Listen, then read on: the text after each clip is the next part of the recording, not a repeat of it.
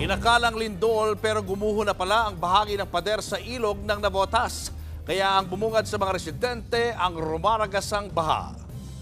Live mula sa Navotas, nasa frontline ng balitang yan si Dave Abuel. Dave, anong update dyan? Julius, sa ngayon humupa na ang baha rito sa Navotas. Ito nga ang kahabaan ng M. Naval, mas mababa na sa gutter ang tubig kumpara sa gabewang na baha kanina. Ito ang naging sitwasyon ng bumigay ang pader sa tabi ng Navotas River dahil sa baha na pinalala ng high tide.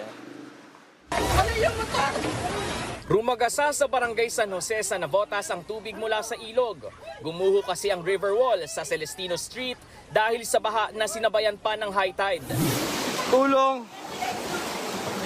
Mabilis tumaas ang tubig na umabot hanggang bewang. Kaya ang mga residente nagmadaling lumikas lalo't malakas ang ragasan ng tubig. Makalipas pa ang ilang minuto hanggang dibdib na ang baha sa eskinita. Pero ang matindi niyan, umabot sa puntong lagpas tao na ang baha at pumasok na sa mga bahay. Kaya ang ilang residente, lumikas na at sinalubong na ang mga rescuer. Mga kapatid, nandito nga kami ngayon sa eskinita ng Celestino at sinusubukan naming pasukin yung ilang mga residente doon sa loob na sinasabing na stuck doon sa kanilang mga second floor. Kasama ko ngayon ang ilang kawani ng Navotas DRMO para alamin yung sitwasyon ng mga residente doon. Pinuntahan din ng mga rescuer ang mismong Navotas River, lalo't naroon ang ilan pang residenteng stranded. Kwento ng residenteng si Ruth Amorgente, malakas ang ulan nang makaramdam sila ng pagyanig.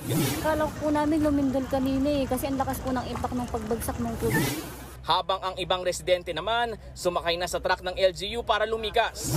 Lalo't pati ang harap ng kanilang City Hall, umabot sa gabewang ang tubig. Dahil halos malubog ang Navotas dahil sa baha at high tide, nagdeklara na ng state of calamity ang Navotas LGU. Julius, muntikan pang magkasunog dito dahil sa naiwang kandila. Naapulan naman agad yan ng mga residente bago pa dumating ang mga taga-BFP. Pansamantala ring pinutol ang supply ng kuryente sa ilang bahagi ng Barangay San Jose mula kanina umaga hanggang ngayon. Wala pang abiso kung kailan yan ibabalik. Yan muna ang latest, balik sa inyo.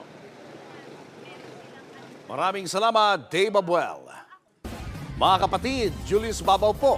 Para sa komprehensibo at makabuluhang balitaan at talakayan, mag-follow at mag-subscribe na sa social media pages ng News 5.